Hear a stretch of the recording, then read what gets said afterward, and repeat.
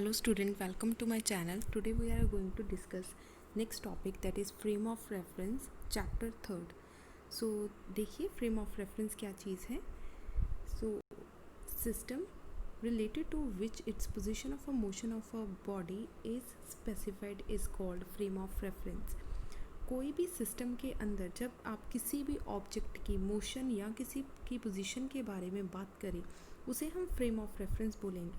For example, to determine the position in space में आप कहीं पे भी उसकी पोजीशन डिटर्मिन कर सकते हैं.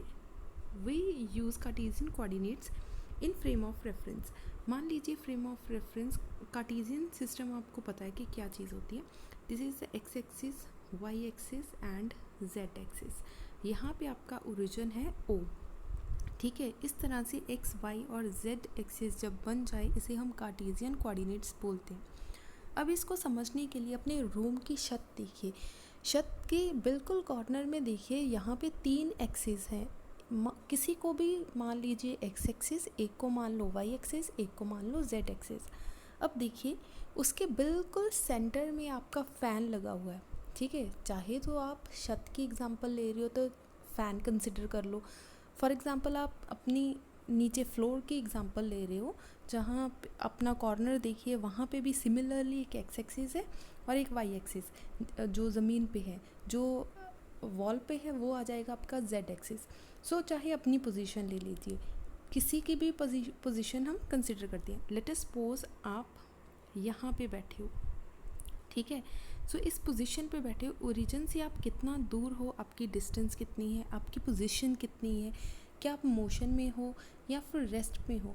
इसका मतलब एक ऑब्जेक्ट की स्टडी करनी है हमें कि वो उसका पोजीशन कितना है, डिस्टेंस कितना है, एक्सेलरेशन कितना है, etcetera etcetera.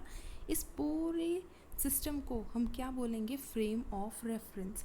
So frame of reference कितने तरह के होते हैं? It is of 2 type. Number 1 is a inertial frame, number 2 is a non inertial frame.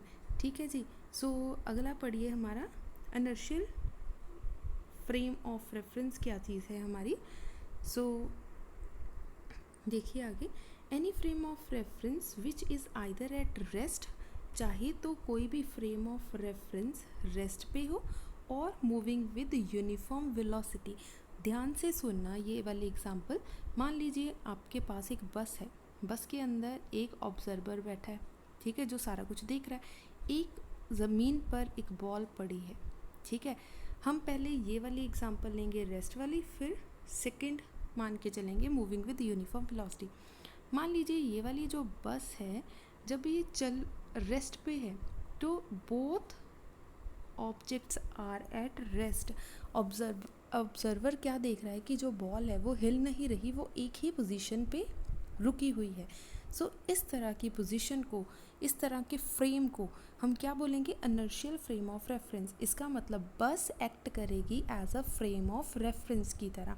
अब मान लीजिए बस चल रही है, कॉन्टीन्यूसली बस चल रही है, एक पैरेलल हॉरिजॉन्टल रोड पे चल रही है, कोई गड्ढा नहीं है वहाँ पे, कोई स्पीड इंक्रीज़ नहीं कर रहा, कोई डिक्रीज़ नहीं कर रहा, एक ही स्पीड के साथ कॉन्टीन्यूसली बस चल रही है. जब बस चल रही है, मान लीजिए वहीं पे एक बॉल पड़ी है. बॉल अपनी जगह से नहीं हिलेगी अगर एक सार बस चलेगी तब. ठीक है, कोई झटका नहीं लगना चाहिए, यूनिफॉर्म वेलोसिटी या फिर कांस्टेंट वेलोसिटी होनी चाहिए.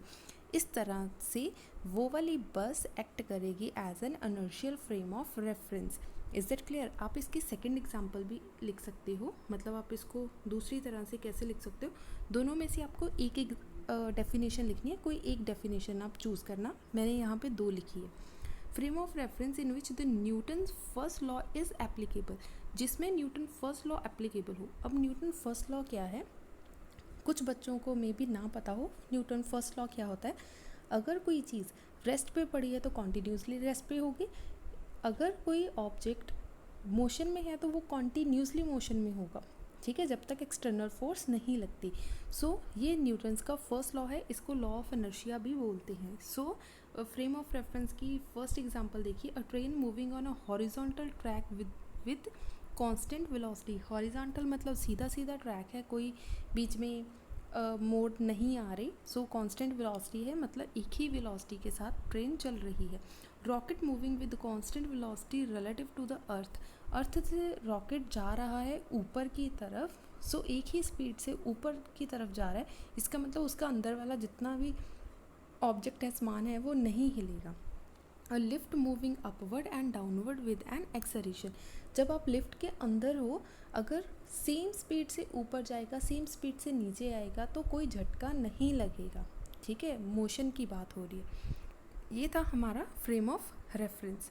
अब आगे देखिए, non inertial frame of reference. अब नॉन इनर्शियल फ्रेम क्या है?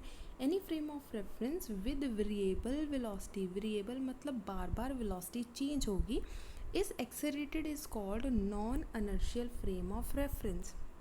अब सेम एग्जांपल ले लो, मान लो यहाँ पे एक ऑब्जर्वर है, यहाँ पे एक बॉल है, ठीक है। पहले बस क्या थी? रेस्ट में थी। अब जैसे ही आपकी बस इमिडिएटली स्टार्ट हुई, ठीक है, आप जब भी बस कार में आप ट्रैवल करते हो, आपने ये पर्सनली एक्सपीरियंस किया होगा, जब भी इमिडिएटली स्पीड के साथ कोई चीज़ चलेगी, कार चलेगी, बस चलेगी, तो आपको झटका लगता है। झटका किस तरफ लगता है? सोच के बताओ कि झटका किस तरफ लगेगा। बस रुकी हुई है, आप उसके अंदर बैठे हो, इमिडिएटली बस चली तो आप क्या होगे? पीछे की तरफ आपको झटका लगेगा। इसका मतलब अगर ये बस पहले रेस्ट में थी, बस रेस्ट में थी, तो ये बॉल पीछे की तरफ आ जाएगी। ठीक है, अब देखिए, इस बॉल पर किसी ने कोई फोर्स नहीं लगाया, बाहर से किसी ने फोर्स नहीं लगाया, फिर भी ये बॉल बस की मोशन से हिल गई। ठीक है, अब मान लीजिए यहाँ पे ये जो बस है, ये वाली बस है, मान लीजिए ये वाली जो बस है, अब ये यूनिफॉर्म वेलोसिटी के साथ चल रही है। यूनिफॉर्म वेलोसिटी के साथ जब ये चलेगी, मान लीजिए इसने अचानक ब्रेक लगाई। अब आप सोचिए, आप बस में या कार में बैठे हो, जब अचानक ब्रेक लगेगी, आपकी बॉडी आगे की तरफ गिरती है।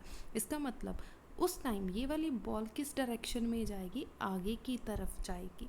ठीक है, सो इस तरह से कॉन्सेप्ट आ गया। अगर रेस्ट में हो तो बैकवर्ड आएगी, पीछे की तरफ। अगर वेलोसिटी कॉन्टिन्यूसली चल रहा है, फिर ब्रेक लगाई, तो बॉल आगे की तरफ जाएगी। इसका मतलब उस टाइम बॉल हिल गई अपनी जगह से।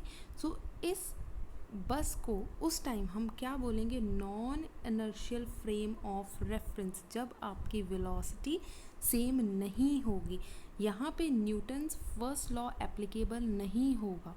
ठीक है, कोई भी चीज़ अगर कांस्टेंट है तो कांस्टेंट नहीं है, अभी कोई भी चीज़ रेस्ट पे है तो रेस्ट पे नहीं रही यहाँ पे, तो न्यूटन फर्स्ट लॉ जो है अप्लाई नहीं हुआ। ये कब होगा? अब बस मूविंग ऑन अ हिली रोड, जब आप हिली रोड के ऊपर जा रहे हैं तो बस को कंटिन्यूसली जर्क लगेंगे, झटके लगेंगे।